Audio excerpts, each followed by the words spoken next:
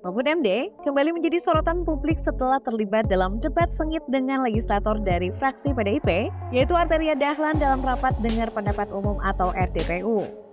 RDPU tersebut melibatkan Komisi 3 DPR RI dan Komite Koordinasi Nasional Pencegahan dan Pemberantasan Tindak Pidana Pencucian Uang. Pertemuan tersebut bertujuan untuk membahas laporan hasil analisis PPATK yang diadakan pada Rabu 29 Maret. Mahfud MD seorang tokoh yang sering kali menuai kontroversi dengan pernyataan-pernyataannya yang dihadapkan pada berbagai perdebatan. Pada tahun 2013, segala kontroversi yang melibatkan dirinya telah diarsipkan dalam 2 jilid buku karya penulis non-fiksi Rita Triana Budiarti. Namun buku tersebut hanya membahas kontroversi yang melibatkan Mahfud MD ketika menjabat sebagai Ketua Mahkamah Konstitusi sebelum sampai ke episode di mana ia menjabat sebagai Menteri Koordinator Politik, Hukum, dan Keamanan Indonesia. Mahfud MD menjadi sorotan yang tak terhitung jumlahnya, mulai dari saat ia baru menjabat pada tahun 2019.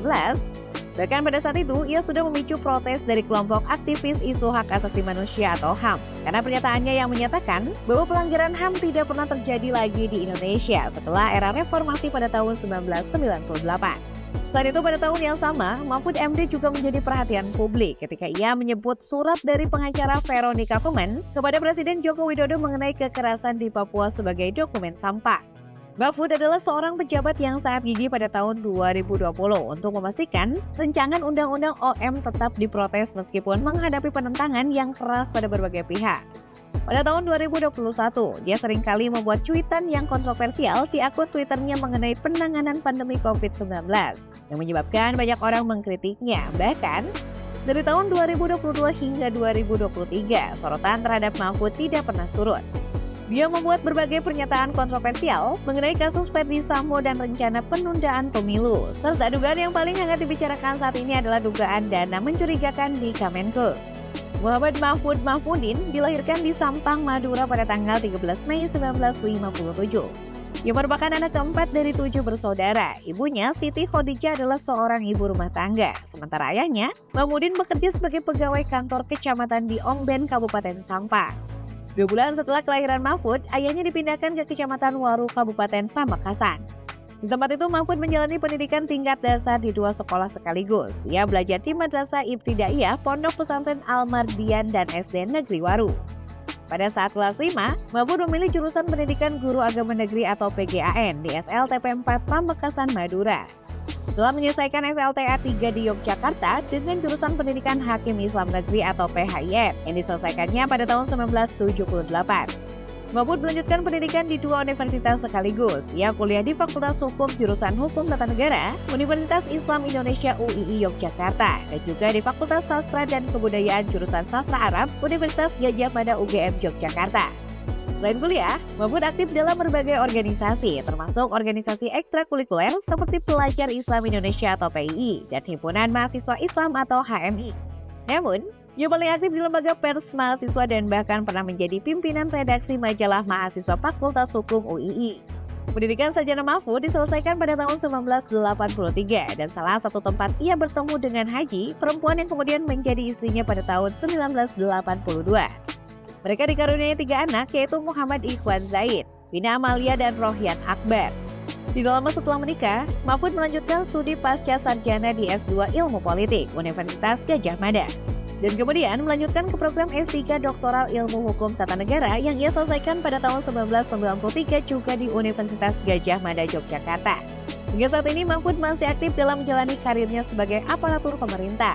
Namun selain berkarir di pemerintahan, dia juga terlibat dalam dunia akademis sebagai seorang pengajar.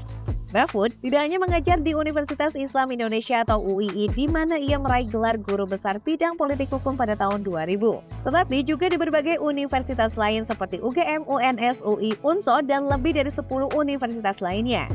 Di tingkat program pasca sarjana S2 dan S3, Mahfud mengajar mata kuliah politik hukum, hukum tata negara, negara hukum, dan demokrasi. Selain itu, ia juga membimbing para mahasiswa tingkat akhir dalam penulisan tesis dan disertasi.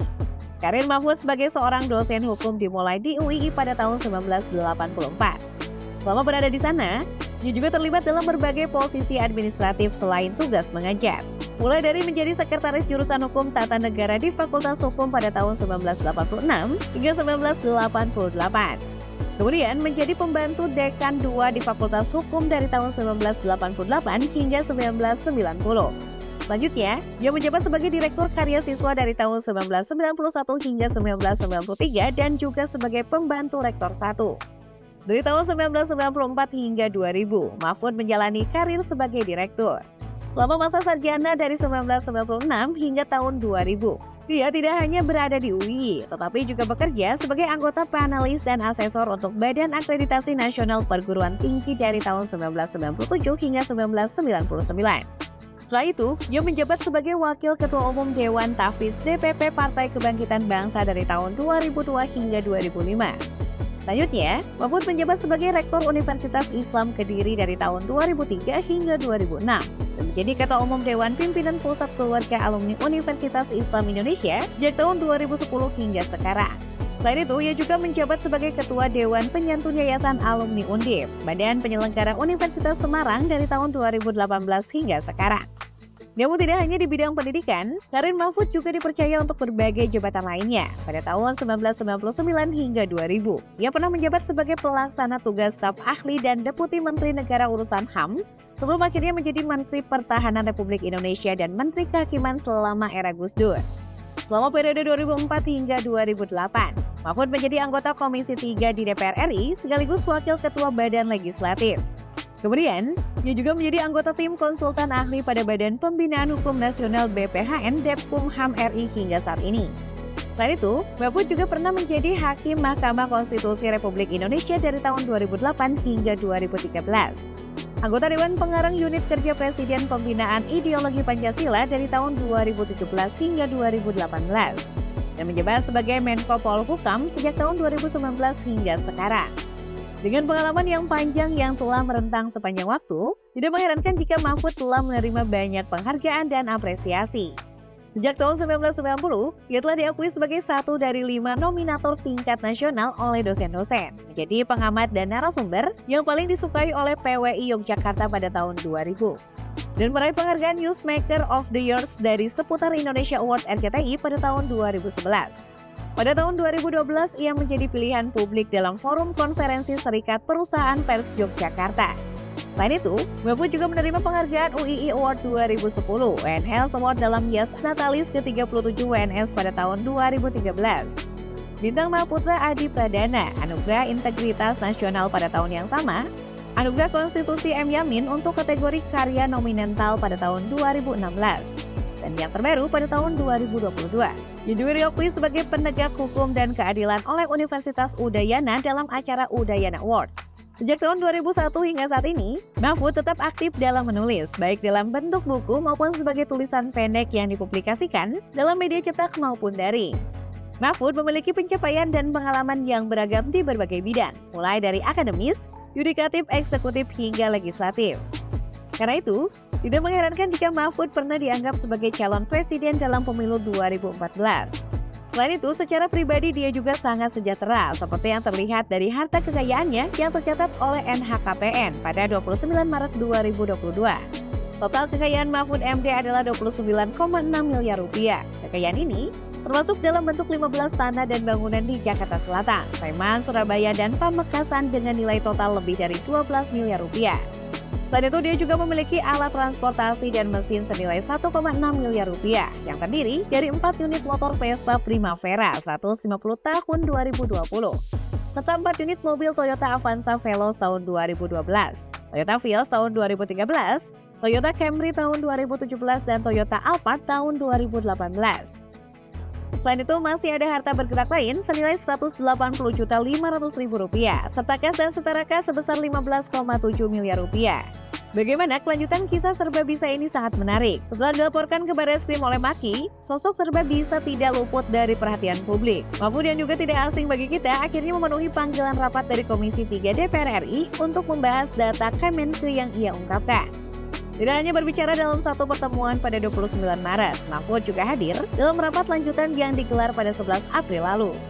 Dalam rapat tersebut mereka membahas lagi topik yang sama yang telah menjadi sorotan sebelumnya. Situasi semakin menarik dan misterius seiring dengan perkembangan kisah serba bisa. Masyarakat pun penasaran dengan hasil pembahasan dan kesimpulan yang akan diambil dari rapat tersebut. Apakah ada hal-hal baru yang terungkap, ataukah kisah ini akan terus berlanjut dengan pertemuan-pertemuan selanjutnya? Kita tunggu saja kelanjutan dari kisah serba bisa ini, dan bagaimana rapat-rapat selanjutnya akan membawa kita lebih dekat pada pemahaman yang lebih jelas dan mendalam tentang data Kemenkeu yang diungkapkan oleh Mahfud.